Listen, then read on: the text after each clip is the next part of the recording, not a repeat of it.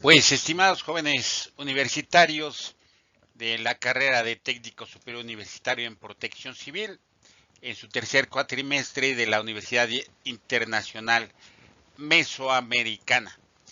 Nuevamente, bienvenidos a esta materia que es comunicación de riesgos. Ya vimos en el video 1 eh, algunos conceptos que debemos de recordar sobre gestión del riesgo, todo lo que es riesgo, lo que es vulnerabilidad, lo que es exposición, que es muy importante para que ustedes puedan tener una vinculación con lo que después vimos en el segundo video, que es la comunicación. Vuelvo a insistir, no se trata de que ustedes tomen un, un, este, un dictado extenso acerca de la comunicación, no, sino los elementos más importantes que pueden ser integrados posteriormente, y como lo vamos a ver en este tercer video, cómo se interrelacionan o cómo debemos nosotros interrelacionar la gestión de riesgo de desastre y la comunicación para poder llevar a cabo una adecuada comunicación de riesgos, que eso lo vamos a ver en el cuarto video. Ya ahí vamos a ver cómo se deben de desarrollar los planes de capacitación, las estrategias de capacitación, que forma parte de esas estrategias y planes de comunicación de riesgos, que es algo de verdad vital para la población. Entonces, iniciamos este tercer video.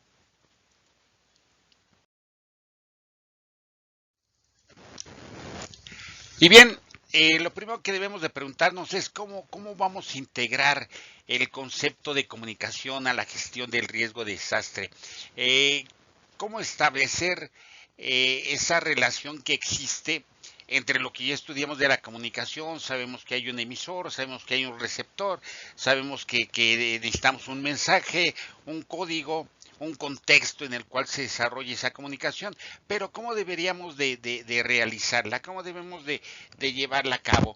Esta es una parte muy importante, porque es con lo que inicia precisamente el diseño de un plano, de una estrategia de comunicación.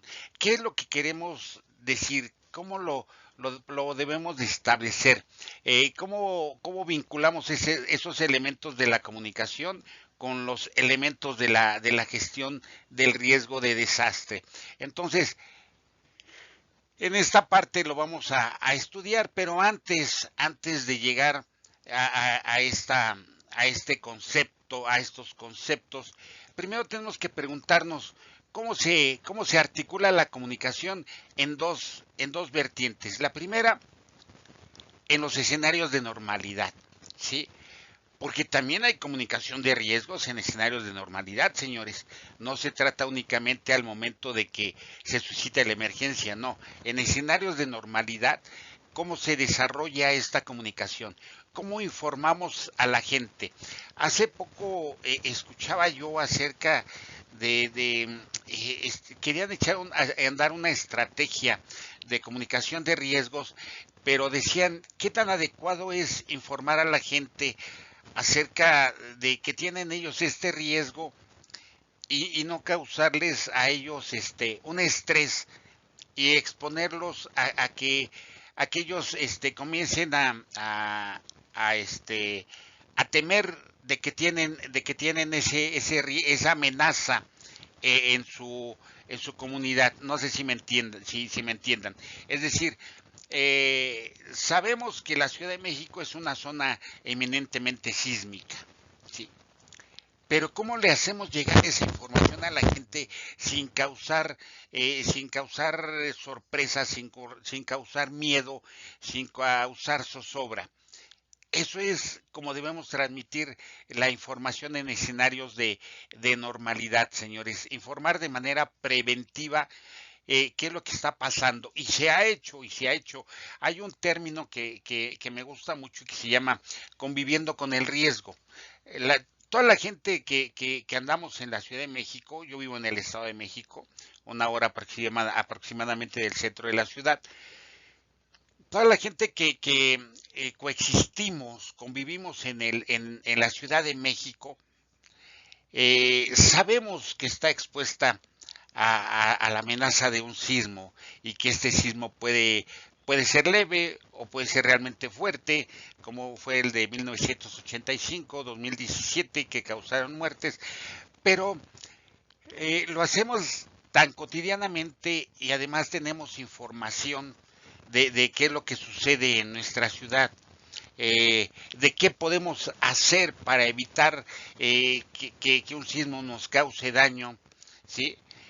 Tenemos toda esa información, entonces esto nos sirve para establecer algo que se llama convivir con el riesgo.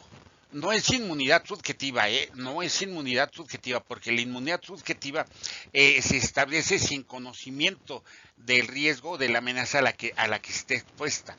¿Sí? Y convivir con el riesgo quiere decir que yo conozco qué amenaza se puede desarrollar en el lugar donde estoy, sé qué hacer, sé cómo prevenirlo, sé qué hacer si se presenta y actúo en consecuencia, ¿sí?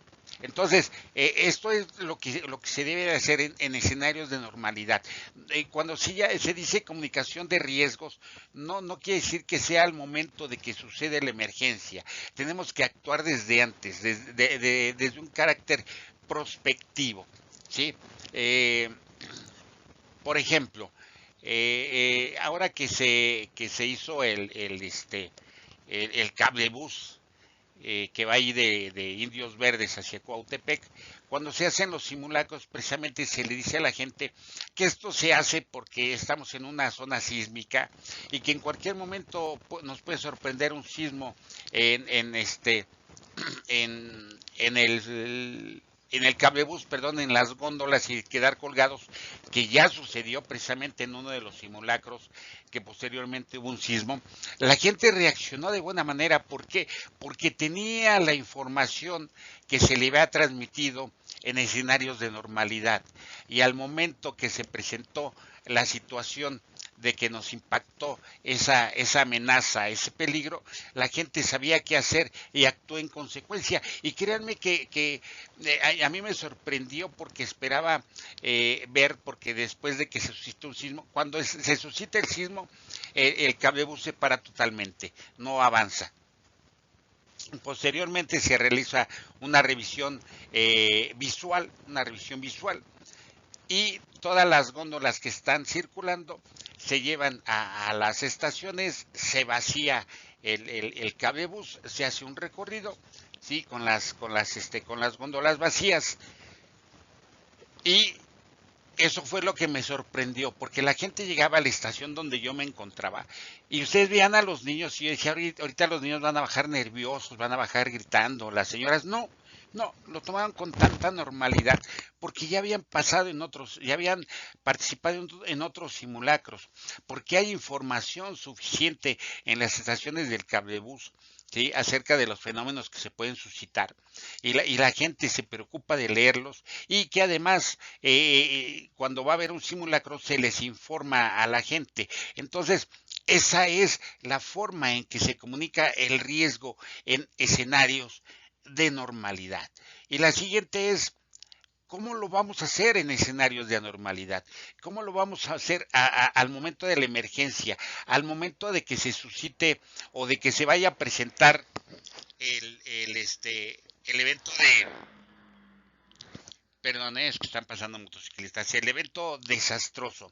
No sé si ustedes tuvieron la oportunidad de ver la estrategia de comunicación de riesgos que se realizó durante el huracán Patricia, que fue, me parece ser que la última parte del sexenio de Enrique Peña Nieto, donde en Puerto Vallarta y las ciudades de Guadalajara que tienen costa, las patrullas y las unidades de protección civil pasaron con bocinas a avisar a la gente precisamente que se acercaba un huracán, que el huracán iba a ser muy fuerte, que venía con mucha fuerza, los vientos iban a ser superiores a 250 kilómetros por hora, y que se les pedía permanecer en sus lugares, tomar las medidas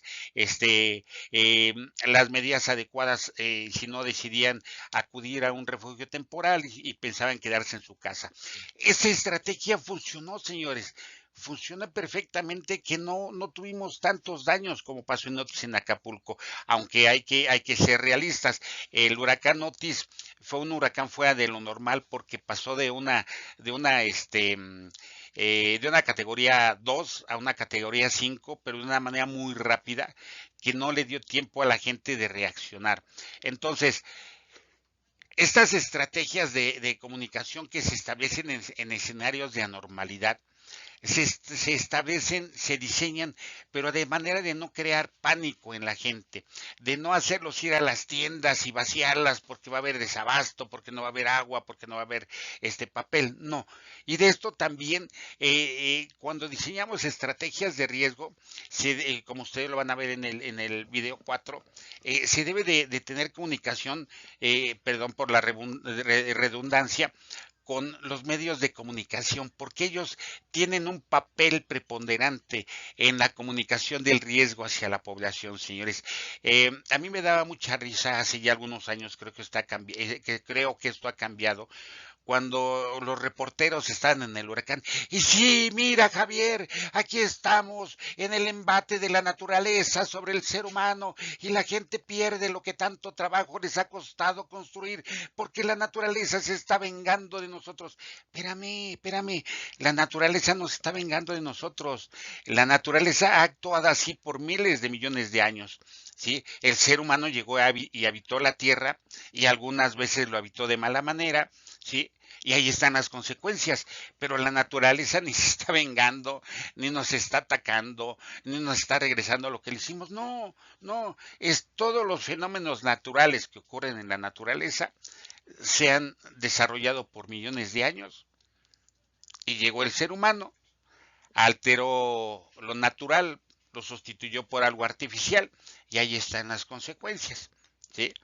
Ahora se inundan los paseos que ponen ahí cerca del mar, ajá, los restaurantes que están cerca de las playas y que les ponen cemento, se inundan, pues claro, porque si tuvieran arena, la arena absorbe el agua cuando llueve o cuando hay olas, sí, pero entonces, antes de diseñar una estrategia de comunicación de gestión del riesgo, debemos de ver cómo se articula la comunicación en escenarios de normalidad y en escenarios de anormalidad y diseñar mensajes que tengan que ver de manera preventiva y para poder actuar de manera correcta en caso de que se presente el evento o de que nos impacte, ¿sí?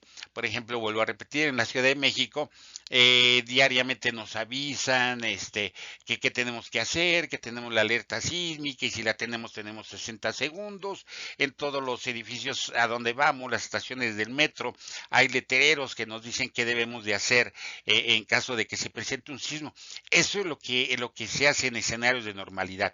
Y en escenarios de anormalidad, bueno, ya sabemos que si se activa el sistema de alerta sísmica, tenemos 60 segundos para tomar las medidas correspondientes, que es cuál. Si estoy en un edificio y sé que no voy a alcanzar a bajar, pues me resguardo en la zona de menos riesgo.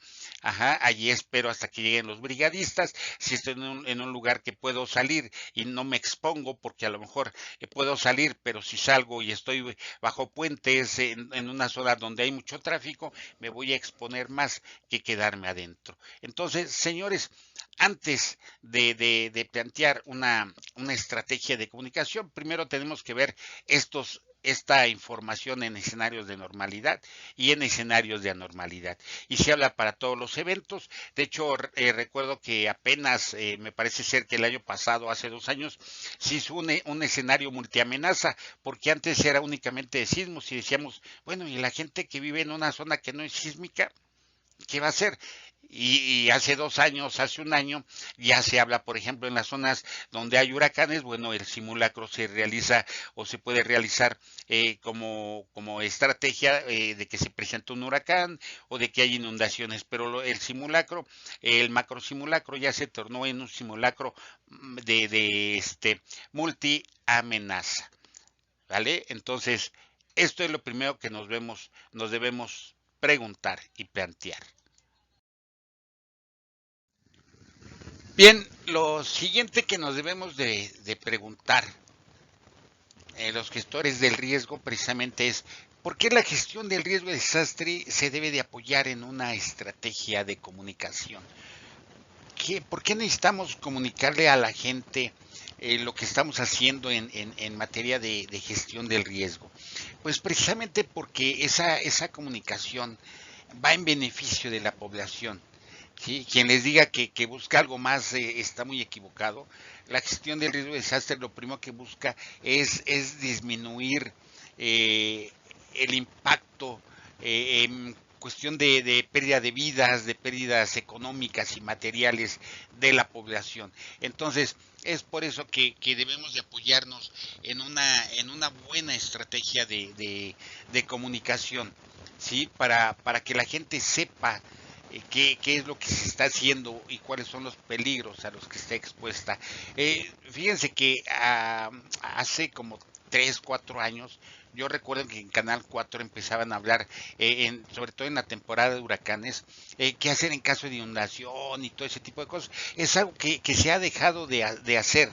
Entonces, no sé por qué el gobierno federal que dispone de ciertos tiempos en la televisión y así como lo ocupan para sus estrategias políticas de los partidos y les ceden tiempo, ¿por qué no se utilizan los medios masivos de comunicación precisamente para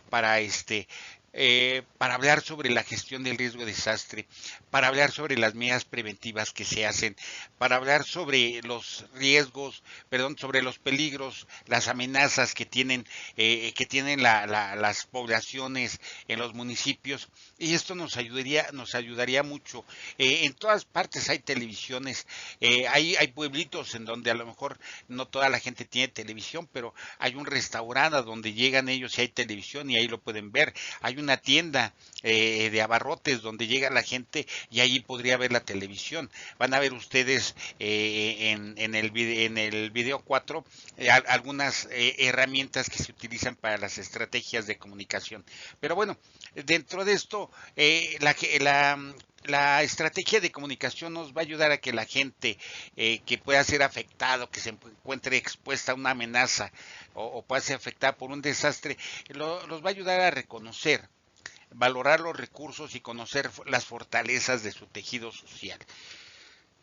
Y cuando hablamos de su tejido social, señores, también hablamos de las autoridades, porque mucha gente cree que ese tejido social únicamente es la sociedad sin las autoridades. Y no, cuando lo vemos de esa manera somos demasiado egoístas. El tejido social tiene que abarcar las autoridades municipales, las autoridades estatales tienen que abrazarse a ese tejido social, puesto que ahí viven, ahí se desarrollan, ahí pasan la mayor parte del tiempo. Entonces, ese tejido social tiene que ser de todos, de toda la gente. Entonces, estos recursos y esas fortalezas se tienen que ver, ¿cómo podríamos decirle? Esas fortalezas se tienen que ver más apoyadas o más desarrolladas a través de las estrategias de comunicación. Y una de ellas es la capacitación, señores. Cuando nosotros capacitamos, ¿sí? Es una estrategia de comunicación. Y además en esta estrategia de comunicación hay una retroalimentación. La gente nos pregunta las dudas que ellos tienen, nosotros nos encargamos de responder. Hay veces que la gente sabe cosas que nosotros no conocemos de esa comunidad. Entonces es muy importante que ustedes al momento en que van a capacitar logren ustedes de establecer esa estrategia de comunicación que le permita reforzar esas fortalezas que tiene la gente y ese tejido social que tienen para que se vea un tejido más cerrado que pueda apoyarse en su totalidad al momento de que se pueda presentar un desastre. Entonces, esta es la forma en que nos puede servir una estrategia de comunicación, ¿sí? Y también nos sirve para activar los recursos o esos recursos, las fortalezas y perdón, y activarlas como expresiones de su capacidad de recuperación o resiliencia. Aquí vemos esta gente que está comenzando a recuperarse. Hay comunidades, fíjense, hay comunidades en donde la mayoría de las personas son mujeres, sobre todo en países de Centroamérica, en donde la mayoría de ellos son mujeres. Y aunque les parezca medio raro, pero las mujeres son más unidas, tienen una mayor resiliencia individual, que cuando se junta los resultados son mucho mejores en todo lo que es Honduras, Guatemala, todos los países donde está el corredor, el que se llama corredor seco, que padece de sequías de manera cotidiana. La mayoría de los hombres migran hacia Estados Unidos y las mujeres se quedan ahí.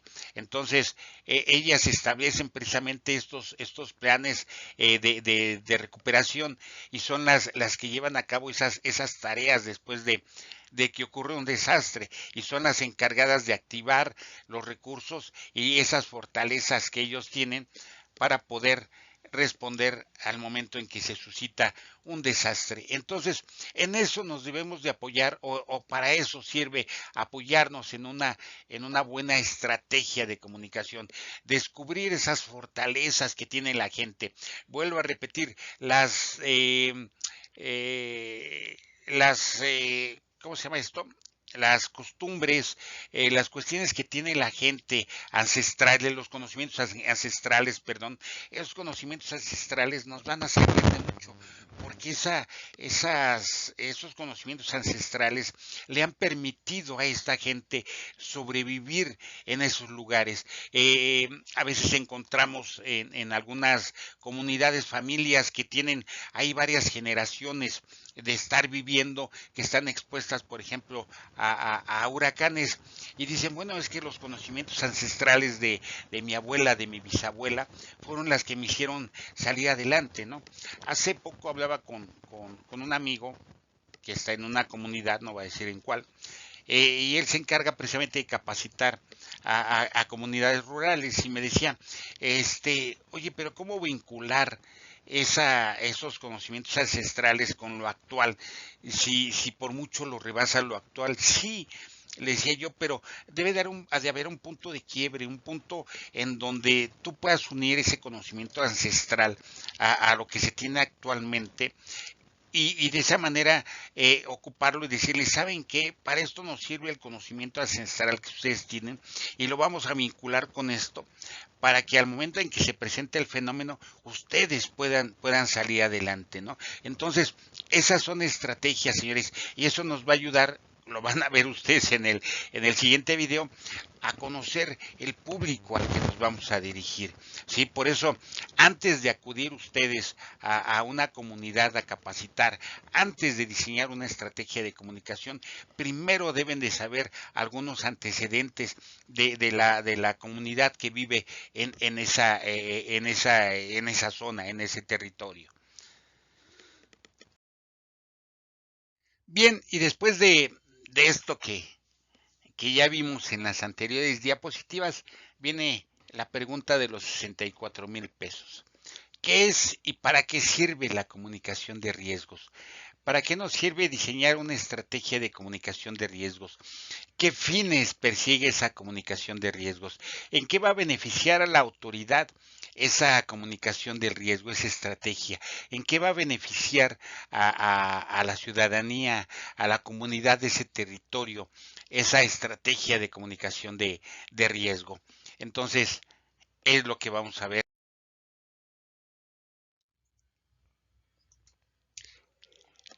Y aquí tenemos una definición precisamente de lo que es la comunicación del riesgo. Nos dice que la comunicación del riesgo se refiere al intercambio en tiempo real de información, recomendaciones y opiniones entre expertos y funcionarios y personas que se enfrentan a una amenaza, riesgo, para su sobrevivencia, su salud o su bienestar económico o social. Entonces, esta es una de las definiciones que se tiene acerca de la comunicación de riesgo. Hay algunos conceptos con los que no estoy de acuerdo, porque aquí dice que se enfrentan a una amenaza y entre paréntesis riesgo. Eso no es cierto, la amenaza no es un riesgo, la amenaza se convierte en riesgo hasta que encuentran una población vulnerable y expuesta. Entonces, esta definición tiene algunas cosas malas, pero bueno, es la definición que nos dan algunas autoridades en la materia. Entonces, es un intercambio. ¿Por qué en tiempo real? Bueno, pues porque es algo que se comunica a lo mejor a través de la televisión, a lo mejor a través de la computadora, a lo mejor a través del perifoneo, a lo mejor a través de las bocinas comunales que se tienen en algunas comunidades, ¿no? Aquí está el sitio de donde lo saqué, que es de la Organización Panamericana de la Salud, de su estrategia para comunicación del riesgo de COVID. Y bueno, aquí tenemos otra definición más, que dice que la comunicación de riesgos puede ser considerada una estrategia adaptativa de las comunidades humanas ante la posibilidad inminente de riesgos y tiene como fin comunicar oportunamente información acerca de la existencia, naturaleza, severidad o aceptabilidad de un riesgo ambiental. Aquí viene una cosa muy importante. ¿Por qué dice riesgo ambiental? Porque, señores, así como se cambió, o más bien ya dentro de los fenómenos, se habla ya también de fenómenos socionaturales, también ya se habla de riesgos ambientales. De hecho, existe una comunidad que se llama SURSA, que es el Seminario Universitario de Riesgos Socioambientales. ¿Por qué riesgos socioambientales? Porque todos los riesgos que se suscitan están en un ambiente, ¿sí? El que ustedes quieran, en un hábitat. Entonces, por eso ahora se llaman riesgos socioambientales. ¿Por qué? Porque la sociedad forma parte, porque el ambiente donde se suscita el riesgo o donde se suscita la amenaza, ¿sí? Es algo ambiental. Entonces, por eso van ustedes ahora a comenzar a escuchar ese término de riesgos socioambientales. Y no tiene que ver con bueno, el cambio climático obviamente está dentro de él, pero cuando hablamos de sismos, cuando hablamos de huracanes, cuando hablamos de todos los fenómenos que hemos escuchado, son riesgos socioambientales porque tienen una repercusión en el ambiente, en el hábitat donde se desarrolla el individuo. Y bien, otra definición posible de la comunicación de riesgo consiste en un intercambio entre dos o más personas con el propósito de compartir significados o producir sentido en relación a un evento o una condición ambiental amenazante. ¿Ven? Es lo que yo les comentaba. Van a empezar a escuchar ahora estos términos ambientales, socioambientales, y no se, como dicen los chavos de ahora, no se saquen de onda.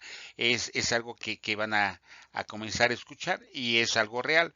¿Sí? Aquí vemos algunos ejercicios de comunicación. ¿Sí? Esto es en México, la famosa brecha de Guerrero, de donde se espera que venga el próximo gran sismo. De allí nació, ahí se estableció precisamente por primera vez el sistema de alerta sísmica mexicano, vino de aquí por la preocupación que tiene la gente, los científicos, de que se suscite un sismo en esta brecha. Y aquí tenemos otra manera de comunicar el riesgo, perdón, debe ser en Perú, porque nos habla el sistema de alerta temprana ante huaicos. Los huaicos son los deslizamientos que nosotros llamamos en México, y les llaman huaicos. Entonces, estas son estrategias de comunicación, señores, que se establecen o que establecen los gobiernos una vez que han estudiado todo lo necesario para poder diseñar estrategias de comunicación del riesgo. Entonces, estas son tres definiciones que tenemos acerca de la comunicación del riesgo: qué es, para qué nos sirve, cuál es el objetivo, ¿no? Entonces, juzguenlas ustedes, utilicen con la que más se sientan identificados, y cualquiera puede funcionar. Pues bien, ahora, ¿cuál creen ustedes que sea el objetivo principal de la comunicación del riesgo? Pues bueno, el objetivo principal consiste en generar un entorno de comunicación basado en la confianza y la credibilidad, ¿sí? Es por eso que yo les comentaba que afortunadamente hasta este momento las autoridades de protección civil en algunos municipios, en algunos estados, y los bomberos son dos organismos que gozan de la plena confianza de la gente. Cuando ustedes le hablan francamente a la gente entra en confianza y cree en ustedes. Si ustedes le dicen a la gente es que cuando comiencen las lluvias no te vas a inundar porque venimos a hacer aquí obra y no sé qué, y chin, llueve y se inundan. ¿Ustedes creen que la gente que van a generar confianza y credibilidad en la gente? Pues claro que no. Entonces, para la siguiente vez que se presenten ustedes, pues no van a tener esa confianza y esa credibilidad. Entonces, todo lo que ustedes hagan en esa estrategia o en ese plan de comunicación de riesgos tiene que ser creíble y se tiene que llevar a cabo como ustedes lo están diciendo, ¿sí? Con la consabida experiencia y conocimiento de que lo que están diciendo es real. ¿Por qué? Porque esto le va a permitir al público ser reflexivos ante la situación planteada y estar dispuestos a colaborar tanto con las autoridades locales como los agentes encargados con los procesos de remediación o de reconstrucción. Entonces, imagínense, ser reflexivos, o sea, entender qué es lo que está pasando y además estar dispuestos a colaborar, que de hecho ahora se habla de que se va a capacitar a la gente voluntaria para que al momento en que se suscite una situación de emergencia y lleguen esos voluntarios ya tengan una capacitación para entrar a trabajar. Eso, señores, se llama confianza y credibilidad en la autoridad, ¿sí? Entonces, esta parte es muy importante. Y esto se logró, señores, porque no sé si ustedes recuerden que en el sismo del 2007 llegaron muchos voluntarios y lo que hizo la UNAM fue de las primeras instituciones que dijo, ¿quieren participar? Pues sí, pues vengan.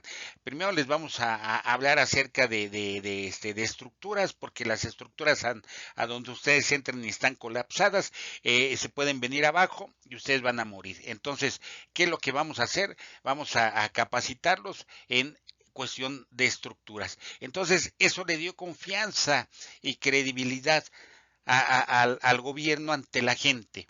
¿Sí? Entonces, al momento en que ustedes le dicen a esa gente que ya capacitaron, que ya tienen su credibilidad y su confianza de que colaboren con ustedes, la gente lo va a hacer, señores.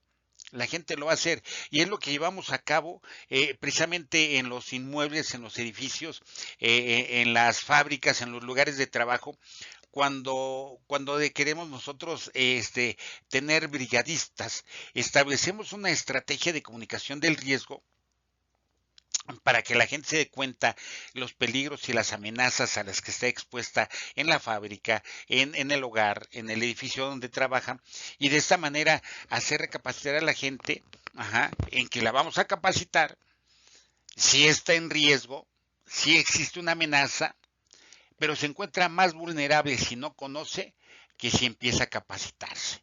Entonces, de esta manera ya empezamos a tener su confianza, su credibilidad. Ellos se vuelven reflexivos y se integran a las brigadas de protección civil de los inmuebles. Así es como deberíamos de funcionar. Y además les permite acceder de una manera adecuada a la información respecto a la situación ambiental en cuestión, de tal manera que puedan brindar los mejores elementos de juicio e instruir sobre los comportamientos de reducción de riesgos. ¿Sí? Es decir, una vez que ustedes capacitan a esa gente que establecen este plan de comunicación de riesgos, la gente tiene mejores elementos de juicio, ¿sí? Y tiene un mejor comportamiento y colabora en esa reducción de riesgos al exponerse menos. Y como aquí lo vemos, ¿no? Esto es en Cancún, ¿sí? Los refugios temporales, la gente ya se capacitó, algunas gentes, la gente ya participó con el gobierno, ahora les hablan de los refugios que se habilitarán cuando haya la presencia de un huracán, como lo vemos acá en este periódico El Peninsular, preparativos ante huracanes.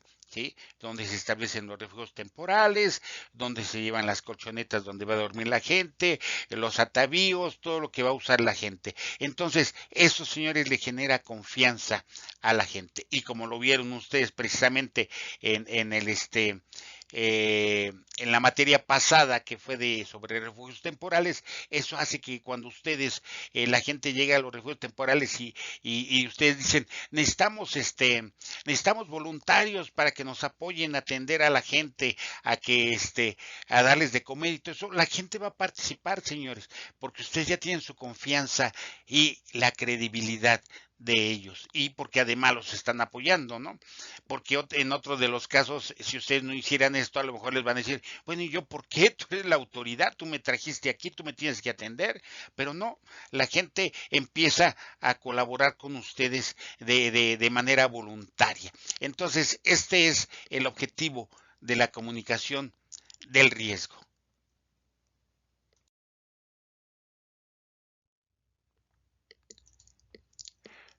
Otro de los objetivos de la comunicación de riesgo es evitar en la medida de lo posible mediante la preparación previa que ciertas crisis se conviertan en desastres, para que los miembros de la sociedad puedan salir lo menos afectados. Mientras más temprana sea la preparación de la ciudadanía para detectar, prevenir o manejar las crisis, mejor serán los resultados y por ende menores serán los daños que se produzcan. Entonces, este es otro de los objetivos de la comunicación, señores. Evitar en la medida de lo posible, a través de esa prevención de la que yo les estoy hablando, entrar en una crisis que se pudiera convertir en un desastre y que pueda ocasionar más daños a nuestra población. Si la hacemos copartícipe a través de esta estrategia y de este plan de comunicación, ellos van a participar y los daños van a ser menores. Por ejemplo, ustedes lo pueden ver en algunos, ahora sí, estados de Estados Unidos, cuando, sobre todo los que están en la costa, cuando se le dice a la gente que estén pendientes porque va a llegar un huracán, lo primero que hacen es dirigirse a los negocios, como donde centros comerciales grandes, no voy a dar nombres, ¿verdad? A comprar madera, a comprar cuestiones que se usan como barreras, por ejemplo, para las ventanas, para evitar que al momento en que lleguen los vientos fuertes puedan romper las ventanas y que estos cristales se conviertan en proyectiles y dañen a la gente que se encuentra adentro. Entonces, eso es precisamente esa preparación previa que se hace, ¿no? Esa preparación que todos tienen. Por ejemplo, se nos habla en los hogares de la mochila de emergencia, señores. Eso se ha logrado a través de una estrategia de comunicación del riesgo. ¿Sabes qué? Si algo sucede en tu casa, debes de tener los documentos. ¿Por qué? Porque si se cae tu casa, que ojalá y no pase, ¿verdad? Vas a perder tus actas de nacimiento, va a ser un rollo para que las vuelvas a sacar porque a veces no sabes tu número de acta, cosas de ese tipo. Entonces, esa estrategia de comunicación para que la gente tenga en sus casas una mochila de emergencia fue una de las mejores estrategias que se han establecido o que se han realizado en México y yo diría que en toda Latinoamérica porque la mayoría de los países tienen esa estrategia.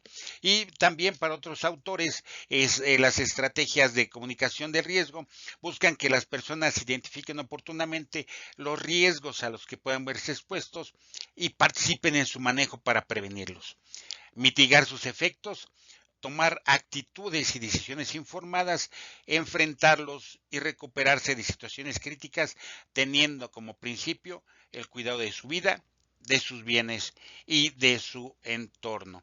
Entonces, esta me parece muy buena esta definición o más bien este objetivo de la comunicación del riesgo, que es que identifiquen oportunamente los riesgos a los que se puedan verse expuestos. Es por esto que vamos nosotros a capacitar a la población a través de los comités comunales de gestión del riesgo de desastre, para que la gente sepa las amenazas a los que se encuentra expuesta, si ellos son vulnerables y además están expuestos, ¿no? Entonces, son cuestiones que la gente va aprendiendo y que la gente va tomando en cuenta y de esa manera reduce las posibilidades de salir dañado o de salir lo menos dañado ante la presencia de una amenaza que impacte su comunidad. Entonces, estas son algunas definiciones y este es un claro ejemplo de esto que nos dicen.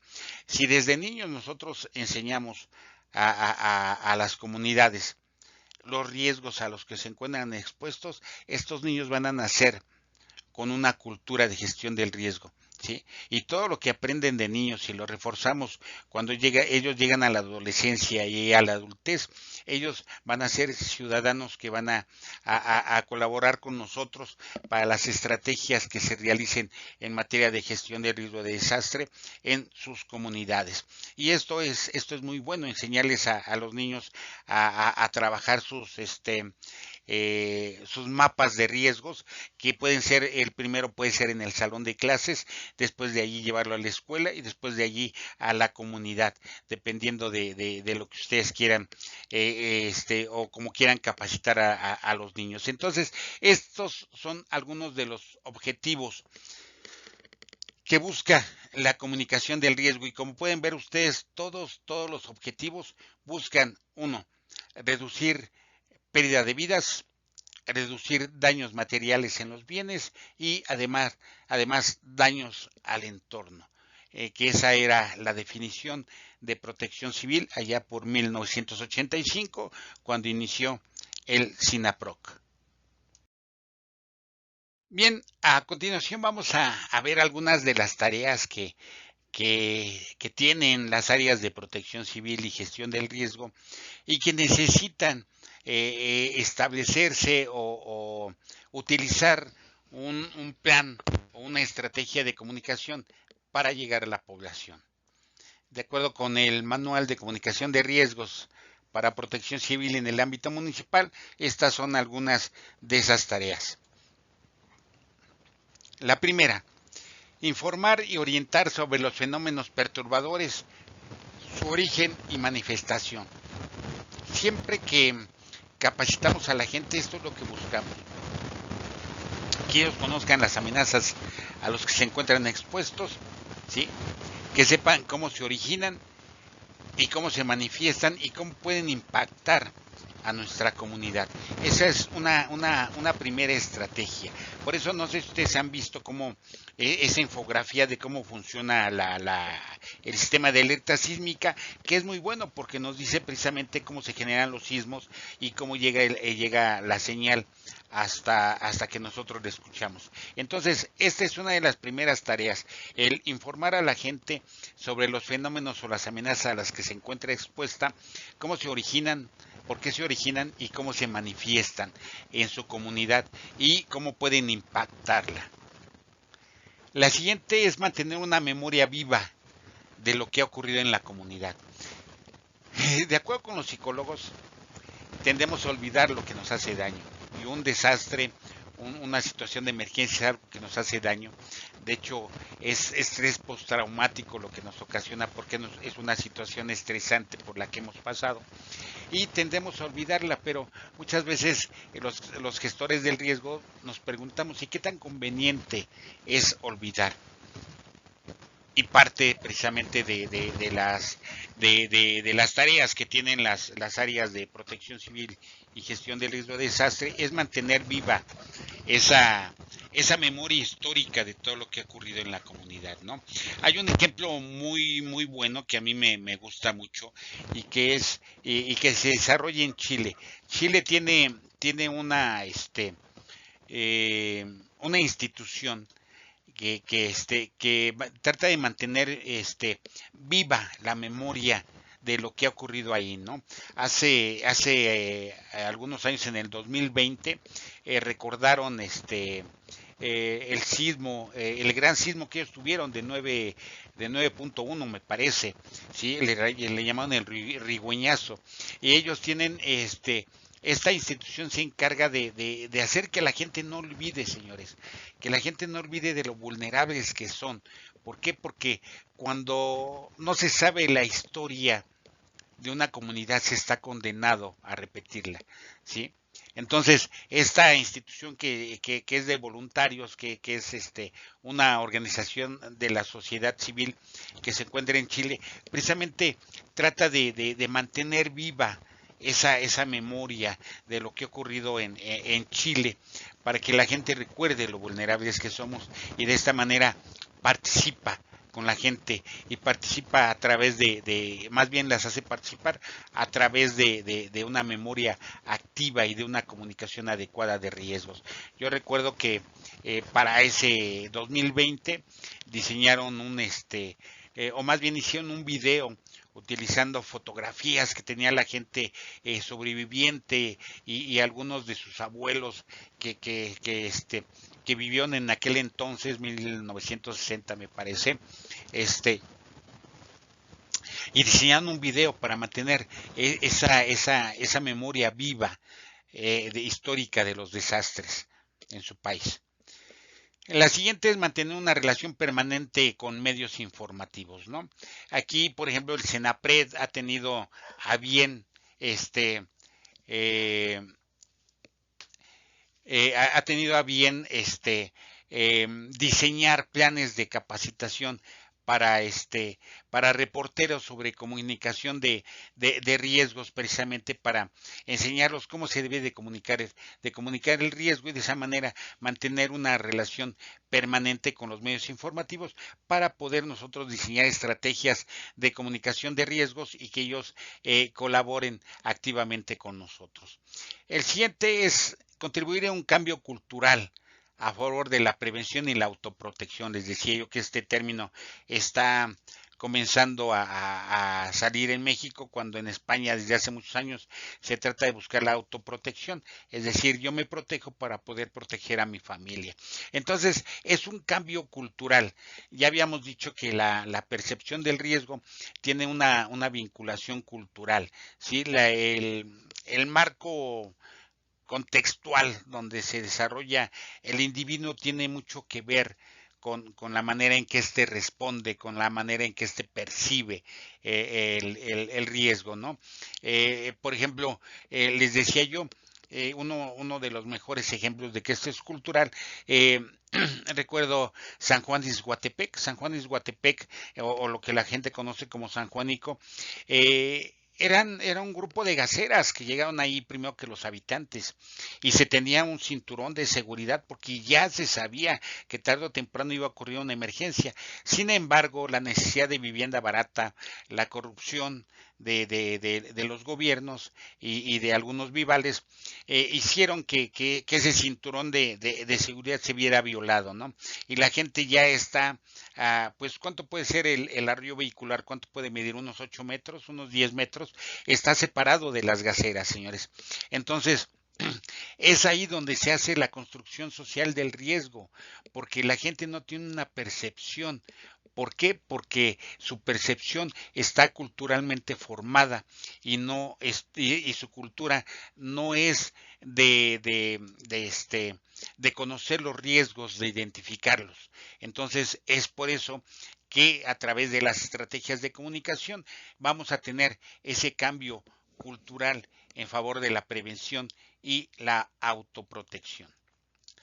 El siguiente es mejorar la preparación de la población. Sin duda alguna esta parte es muy importante. No solo se pueden utilizar los medios masivos de comunicación, se pueden utilizar el Facebook, el Twitter, el Instagram, todas esas redes sociales que tenemos hoy en día se pueden utilizar para mejorar la preparación en la población. De hecho, he visto anuncios en juegos de celular, ¿verdad? Donde pasas una estación y ahí te aparece el mensaje de una empresa, ¿no? Entonces, hasta en los teléfonos celulares podemos llegar a capacitar a la gente. Entonces, debemos de utilizar las estrategias más adecuadas para poder llegar a la población y mejorar su preparación. Durante las emergencias, dar a conocer la evolución que han tenido, esto a través de los medios que se tengan a la mano. A lo mejor los celulares no van a funcionar, por ejemplo, en caso de sismo, acuérdense que las comunicaciones dejan de funcionar, en caso de huracanes o de inundaciones también, ¿sí? Recuerdo en Tabasco, en las inundaciones del 2007, que me tocó estar por allá trabajando para una empresa, era yo gerente de protección civil, y se fueron todas las comunicaciones porque se cayeron las torres. La única comunicación que había ahí en ese entonces era de Yusacel, no sé si se acuerden, que no comunicaba por GSM, sino era otra banda que ahorita se me escapa el nombre, pero era una banda que inició en Estados Unidos y que era para uso exclusivo militar. Su utilización era cara, más cara que el GSM, pero la comunicación era mucho mejor. Entonces, Yusacel, que se tenía en tiendas Electra, se empezó a vender porque era la única que tenía comunicación en la emergencia y se podía conocer la evolución, cómo iba adentro de las comunidades de ahí de Tabasco, de Villahermosa particularmente, en esas inundaciones. Después, otra de las tareas que tienen es alertar sobre los riesgos inminentes o secundarios, es decir, los riesgos que pueden llegar de manera inminente, es decir, por ejemplo, un huracán, y que nos va a traer como consecuencia o o un oleaje de tormenta y posteriormente inundaciones. A eso se refiere con riesgos inminentes o secundarios. Después, en etapas post-desastre, aprovechar la oportunidad para poder informar a la población acerca de lo que está haciendo el gobierno para restablecer las comunidades, para solicitar su apoyo para restablecer estas labores de reconstrucción que sin duda alguna van a beneficiar a las comunidades. La siguiente es promover acciones que eviten la construcción de nuevos riesgos. Esto es la gestión prospectiva, señores. Evitar esa generación de nuevos riesgos o la construcción de nuevos riesgos. Recuerdo también durante las inundaciones del 2007 en Tabasco, allí en Chiapas, la comunidad de Juan de Grijalva, ¿verdad? Que quedó totalmente devastada por un deslizamiento de terreno que hubo, que inclusive el río Grijalva quedó taponado y tuvo que llegar CFE con su maquinaria para restablecer el flujo del río, ¿verdad? Entonces, la comunidad quedó devastada. Hubo sobrevivientes, claro está, se establecieron las labores de reconstrucción, pero no en esa parte, sino en otra comunidad que se llamó Nuevo Grijalva, y esto fue para evitar la construcción de el nuevo riesgo, lo que no se hizo, por ejemplo, en la pintada que durante los huracanes Ingrid y Manuel también resultó afectada, vuelven a construir las casas en el terreno donde fue el desastre, ¿no? Entonces ahí tenemos una construcción del nuevo riesgo y lo que decíamos ayer de esta construcción social del riesgo, estamos generando nuevamente esos escenarios de desastre.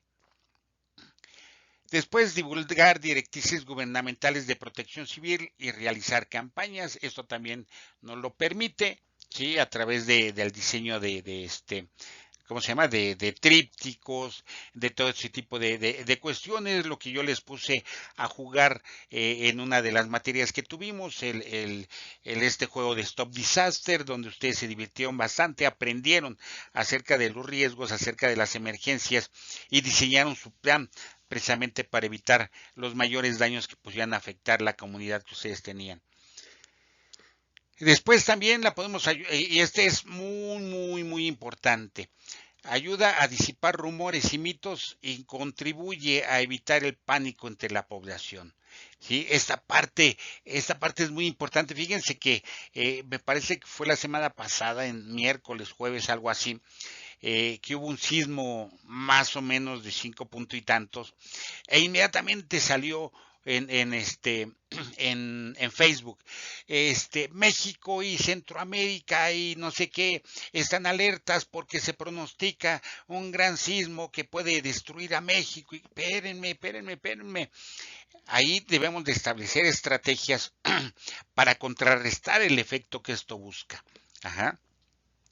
A mí me llegó a mi Facebook porque tengo mucha gente que me conoce, y lo que hice yo inmediatamente decirles: no, esto no es cierto, yo trabajo en protección civil, esto no va a pasar, los sismos no se pueden predecir. Sí, si se pudieran predecir, ya hubiéramos hecho magia con esto, pero no se pueden predecir. Entonces, evitar y disipar esos rumores que se suscitan. Y por último, mantenerse al día de los sucesos y noticias relevantes. Esto es algo fundamental, ¿sí? Que la gente esté al tanto de lo que está sucediendo. A mucha gente no le gustan los noticieros, ¿eh? De hecho, creo que los canales de noticias son los que tienen más poca audiencia. La gente de protección civil que llevamos años tenemos una malformación, les llamo yo, porque estamos acostumbrados a ver noticias las 24 horas del día, ¿no? Porque así fue nuestra formación, pero a la gente no la vamos a tener en las televisiones, escuchando el radio, ¿no? A ellos lo vamos a tener informados precisamente, como dice aquí, con las condiciones más relevantes que se suscitan hasta este momento. Entonces, señores, estas son algunas de las tareas. Son enunciativas, más no limitativas, es decir, pueden ser más, pueden ser menos. Eso lo define su propia oficina de gestión de riesgo, su propia dirección de gestión del riesgo, pero de que todas ellas necesitan una estrategia, un plan de comunicación del riesgo, lo necesitan, señores, para que esto tenga un efecto multiplicador en los ciudadanos. Pues bien, en resumen, ¿qué es lo que se busca con el diseño de una estrategia o un plan de comunicación de riesgos, señores? En primer lugar, que los ciudadanos, o informar a los ciudadanos, a las comunidades, de los peligros, las amenazas que tienen ellos o a las que están expuestas. ¿Cuáles son y por qué circunstancias pueden presentarse, y además por qué circunstancias pueden acrecentarse, ¿no? Por ejemplo, a alguna parte de la Ciudad de México es más propensa a que los sismos sean más fuertes porque es una zona lacustre, todos lo sabemos. Entonces, eso es lo que se le debe de informar a la gente. Después, la probabilidad. ¿Qué probable es de que ciertos sucesos de impacto negativo ocurran ahí? Es decir, el riesgo. ¿Sí? ¿Qué riesgo tenemos? Recuerden que el riesgo es probabilidad. Puede suceder o no puede suceder. Entonces, ¿qué probabilidad se tiene en el lugar donde ellos se encuentran de que haya un impacto negativo en su comunidad? Esto es lo que se busca también a través de esa estrategia de comunicación. Y también las consecuencias que puede tener en la población este evento desastroso que se pudiera generar, este riesgo que se pudiera, esta amenaza más bien que se pudiera presentar e impactar a su comunidad, cuáles son las consecuencias o daños previsibles, y si tales o cuáles situaciones se pueden concretar, es decir, qué daños pudiéramos tener. Esto se hace a través de un análisis de riesgo, recuérdenlo. Podemos saber a lo mejor cuánta gente de la comunidad puede resultar afectada en una inundación. Para eso se hacen los análisis de riesgos. Entonces, estas son tres de las cuestiones principales que debe de buscarse, o que debe de buscar una adecuada estrategia o un adecuado plan de gestión. Seguimos en este resumen, señores. Y la comunicación y la gestión del riesgo, ¿cómo se vinculan? Aquí ya lo vimos, la comunicación una adecuada o una comunicación eficaz, como lo vimos, requiere en primer lugar una confianza mutua, ¿sí? Que la gente confíe en nosotros como autoridad, y al decir autoridad no me refiero a que sea de gente del gobierno, sino que cuando nosotros llegamos a capacitar a la gente, aunque seamos privados, tenemos cierta autoridad. Entonces requiere que haya una confianza mutua de la gente que está al frente hacia los que están recibiendo los mensajes, y viceversa, ¿sí? Que nosotros también confiar en ellos y en las respuestas que puedan tener, y que lo que nosotros estamos haciendo va a tener resultados favorables. Intereses compartidos, es decir, el interés que yo tengo en ellos, ellos también lo deben de tener, y que es salvar su vida, salvar sus bienes, salvar su entorno, o mitigar los efectos que los desastres puedan generar en sus comunidades. Y además un lenguaje común. Ya habíamos hablado de no vamos a llegar nosotros a las comunidades a hablar con lenguaje garigoleado, con lenguaje científico, porque la gente lo que va a hacer es se va a aburrir, se va a dormir, se va a ir del evento y no vamos a tener nosotros el efecto que buscamos. ¿Sí? Pero ¿qué elementos componen esta comunicación? Ya lo vimos, los interlocutores, que son los emisores, los receptores, ¿sí? El mensaje, ¿qué mensajes queremos transmitir? ¿Qué mensajes queremos dar a la gente? Esos son muy importantes. Cuando ustedes diseñan un plan de capacitación, hay ciertas ideas principales que deben resaltar. Y que ustedes deben de reforzar con un tono de voz adecuado para que ese mensaje quede grabado en la gente. Hay palabras claves que van a detonar a la gente al momento en que suscite una emergencia, ¿vale? Y el canal o el medio en que lo vamos a nosotros a diseñar, ya habíamos hablado de las redes sociales, puede ser a través de un curso, puede ser a través de los altavoces, como ustedes lo hayan diseñado. ¿Y qué efectos buscamos? En primer, efectos educativos, ¿no? Que la gente aprenda, que la gente comprenda, que la gente aprenda acerca de la gestión del riesgo. Informativos, informar a la gente acerca de las amenazas que tiene, cuáles son las estrategias que van ellos a seguir para que no no haya daños o se mitiguen los posibles daños que puedan tener. Persuasivos, es decir, persuadir a la gente para que la gente investigue, para que la gente comience a participar con nosotros. Y además concienciación o concientización, que la gente entienda qué es lo que está pasando, ¿no? Por ejemplo, después del sismo del 85, comenzamos a trabajar después de la limpieza del sismo, de todo esto, en el 95, porque no se había capacitado a la gente. Comenzamos a trabajar con gente de la unidad habitacional Tlatelolco para concientizarlo acerca de los sismos y hacerlos entender que viven en una zona sísmica y que lo que pasó con el edificio Nuevo León podía pasarles a ellos, ¿no? Entonces, esta es la comunicación en primer lugar. Ahora vamos a hablar acerca de la gestión del riesgo de desastre. ¿Qué es? ¿Para qué nos sirve? La gestión del riesgo de desastre nos sirve para identificar los riesgos, las amenazas, prevenir lo que pudieran causar esas amenazas en caso de materializarse y de impactar alguna comunidad. Identificarlo a través de qué? A través de un análisis de riesgos, de una identificación de riesgos, de vulnerabilidad y de exposición. Uh-huh. Les había yo dicho prevenirlo, reducirlo o mitigarlo. Y por último, ser resiliente, que esto les vuelvo a repetir, a mí lo que más me suena es ser resistente, ¿sí? Resistir el impacto de algún fenómeno. El ser resiliente nos da capacidad para protegernos y para recuperarnos, que esto yo considero que aunque no seamos resilientes, tenemos la capacidad para protegernos y recuperarnos. Ajá. La gestión de riesgo requiere conocer cómo se genera el riesgo. Ya habíamos hablado que es una interacción entre los fenómenos perturbadores, que aquí los tenemos, que pueden ser por su origen naturales y humanos. Los sistemas expuestos y vulnerables, que pueden ser la población, los bienes y el entorno. Entonces, lo que ustedes acaban de ver es la comunicación, lo que vieron en el segundo video. Ahora vemos lo que vieron ustedes en el primer video. Sí, estamos haciendo la relación. Ahorita van ustedes a ver cómo esto se vincula para darnos una adecuada comunicación en la gestión del riesgo de desastre. Entonces, la gestión del riesgo de desastre busca todo esto. Todo esto es lo que se busca cuando nosotros hacemos gestión del riesgo de desastre.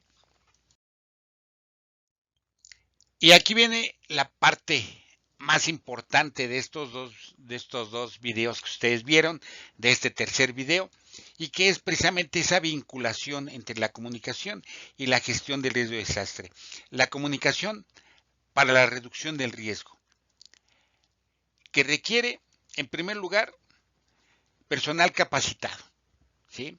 Por eso se habla de que la gente que, por ejemplo, en los medios de comunicación, ya sean los noticieros o puede ser escrito, estén capacitados en cómo comunicar el riesgo, señores, que dejen de ser amarillistas, de darse ínfulas de superhéroes y miren, aquí estoy, el embate de los vientos fuertes, cuando pueden resultar dañados, señores. Entonces, el personal que se dedique a la comunicación para la reducción del riesgo debe ser personal capacitado. Nosotros que damos o que brindamos capacitación debemos de estar capacitados.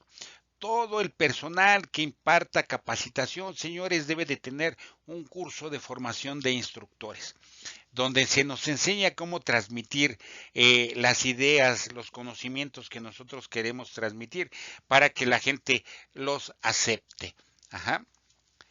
Después, requiere también recursos humanos, recursos materiales, recursos económicos para que esta comunicación se pueda dar. No es lo mismo rentar 30 minutos de televisión, perdón, 30 segundos de televisión en un horario estelar o por ejemplo en un evento deportivo, ¿sí? Por ejemplo el Super Bowl, ¿sí?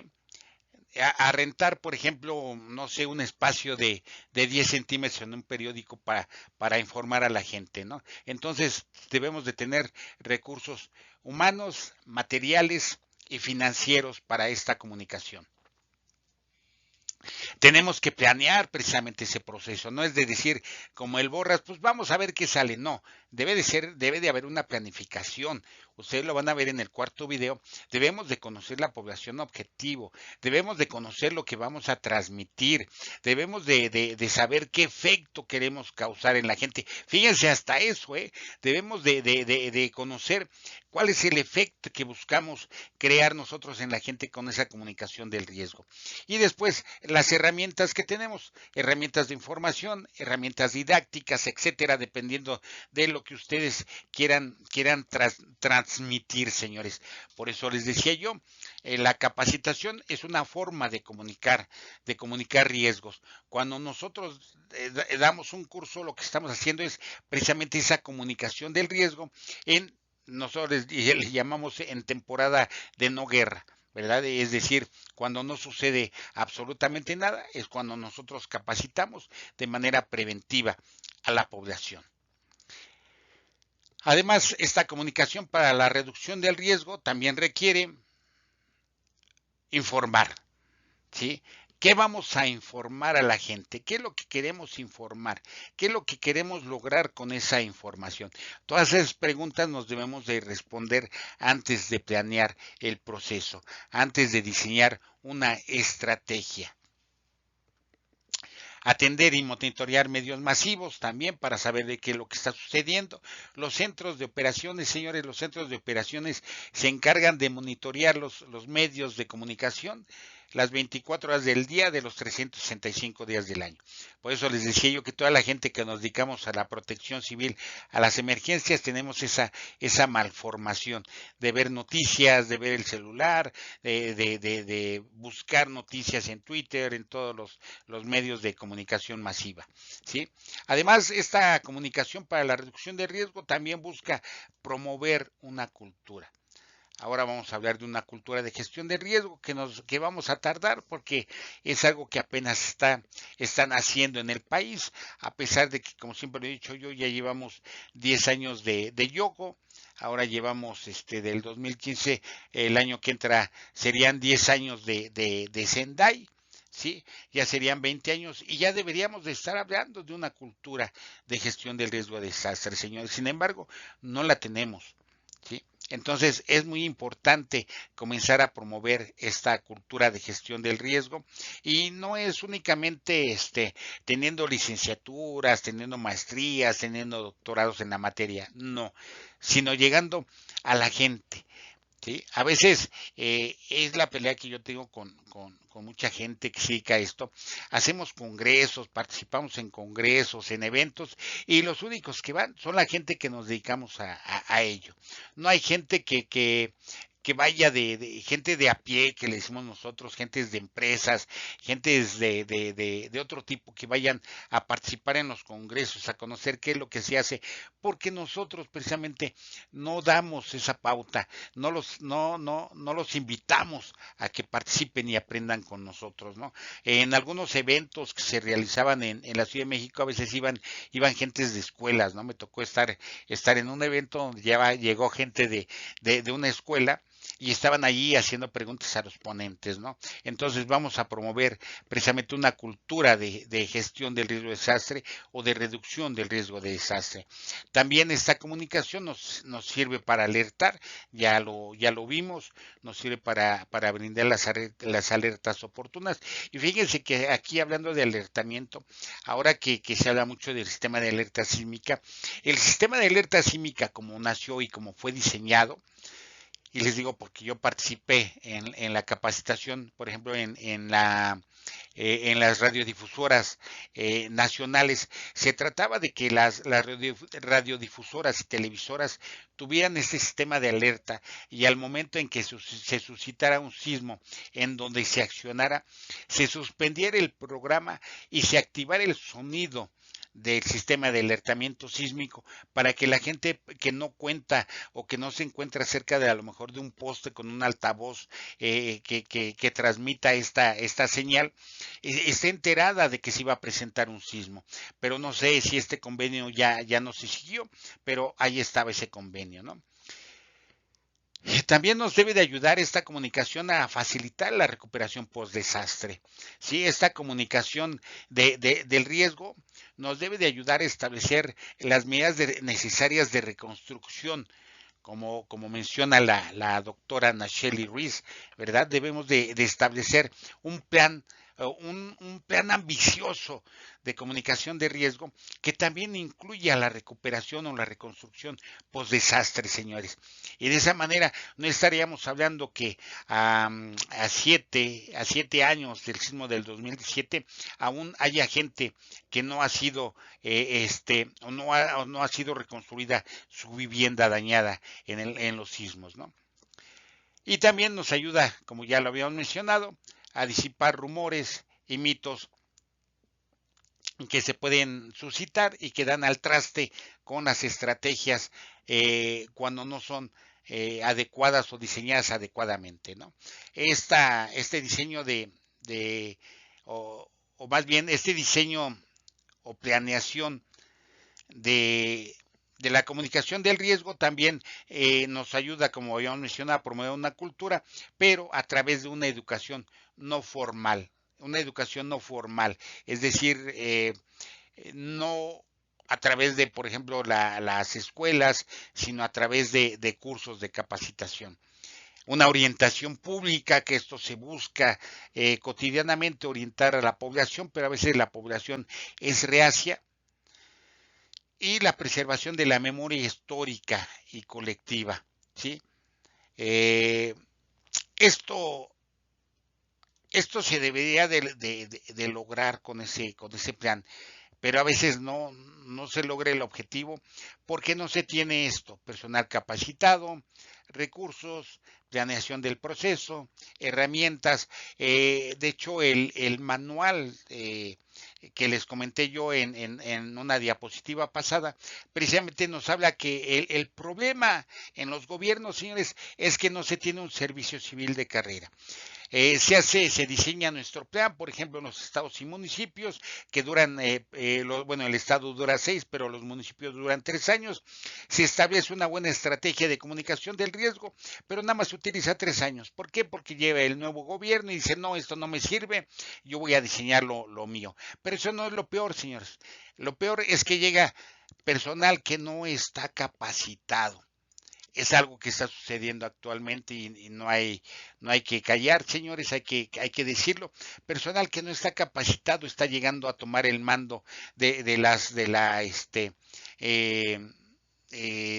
de los organismos de protección civil y gestión del riesgo y no saben diseñar estrategias o políticas de comunicación del riesgo, ¿no? Entonces, esto da el traste con todo lo que se había logrado.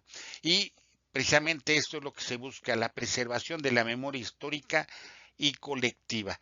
Esta institución que existe en Chile se llama Proyecto Memoria, ustedes lo pueden buscar en Google, lo googlean y les va a aparecer este Proyecto Memoria que busca mantener activa en la memoria de la gente de Chile los sucesos que han sufrido, para que de esta manera la gente se dé cuenta que necesitamos estar preparados de manera continua para poder responder, prevenir y posteriormente reconstruir nuestra vida, nuestros hogares, una vez que ha pasado el desastre. Entonces, ya vieron ustedes lo que es la gestión de riesgo, lo que es la comunicación, y aquí ya están conjuntados, vinculados, la comunicación para la gestión del riesgo. ¿Qué requiere y qué es lo que nos va a dar? ¿Sale? Bueno, bueno, y ya para cerrar con broche de oro esta clase, nos dice Covello y Allen que para lograr una buena comunicación de riesgo se sugieren siete reglas cardinales que se deben de seguir. La primera es aceptar e involucrar al público como un socio legítimo, es decir, lo que yo les había comentado, tener su confianza y que ellos nos acepten también a nosotros, aceptar e involucrar al público como un socio legítimo, es decir, hacerlo copartícipe. Una vez que ustedes imparten una capacitación y les muestran o les enseñan las amenazas o peligros a los que se encuentran expuestos, ya los pueden ustedes hacer copartícipes e involucrarlos en las tareas que se vayan a realizar para la reducción o para la gestión del riesgo de desastre en sus comunidades. El siguiente, planear cuidadosamente y evaluar el desempeño. Es decir, una vez que nosotros establecemos esa estrategia, ese plan de comunicación, debemos de evaluar el desempeño. Acuérdense que los planes que se elaboren, lo que no se mide, no se puede mejorar. Entonces, esta evaluación precisamente nos va a ayudar a modificar si vamos mal en nuestra campaña de comunicación del riesgo y de redirigirla para lograr el objetivo que nosotros tenemos. La tercera es escuchar al público, señores. Esta parte es muy, muy importante. Conozco muchos instructores que les aburre escuchar a la gente. No, señores, no, señores. Cuando nosotros nos dedicamos a la capacitación, una de las mayores virtudes que debemos de tener es escuchar al público, escuchar lo que ellos nos tienen que decir. Muchas veces aprendemos de lo que escuchamos. Entonces, esa es una de las virtudes que deben ustedes de tener, escuchar al público, porque eso nos va a ayudar a rediseñar nuestra estrategia o a saber si va bien. Esta que a veces resulta ser muy difícil para algunas gentes, ser honestos y francos, aunque a veces los pueden tildar de amarillistas, de querer ser sensacionalistas, pero no, señores, cuando ustedes le hablan a la gente honestamente y son francos, la gente los va a aceptar. Yo por eso cuando a veces hablo con la gente les digo, lo que yo les voy a decir es la neta del planeta. Si ustedes oyen otras cosas, pónganlas en duda si no tratan de decirles esto, porque a lo mejor los quieren engañar, ¿no? Entonces, para esto también, para ser honesto y para ser franco, necesitamos capacitarnos, señores. Nosotros también necesitamos seguir aprendiendo. Acuérdense que en la gestión de riesgo de desastre, igual que en muchas otras disciplinas, se requiere seguir aprendiendo, señores. La lectura. Señores, les pido por lo que más quieran en la vida, que lean, señores, se sigan preparando. A pesar de que van a ustedes a terminar un técnico superior universitario en protección civil, señores, lo que aquí aprendan no es ni lo mínimo que necesitan para estar allá afuera, ¿eh? Es una parte de lo que necesitamos para estar allá afuera, ¿sí? Entonces, síganse preparando, sigan teniendo ese mal hábito que pocos tenemos, señores, que es de la lectura, ¿sí? Sigan gastándose su dinero en comprar libros, ya sea en línea o sean físicos, a mí me fascinan los físicos, pero sigan teniendo ese mal hábito de la lectura, ese mal hábito de pagarse diplomados, ese mal hábito de pagarse cursos, señores, y de seguir teniendo esa hambre de aprender. ¿Vale? Porque eso los hace hablar con franqueza y ser honestos, señores, porque tienen ustedes los pelos de la burra en la mano y pueden decir con mucha certeza que la burra es blanca porque tengo los pelos de ella en la mano. Entonces, síganse capacitando, sigan aprendiendo, señores. Esa es la base de la honestidad y la franqueza.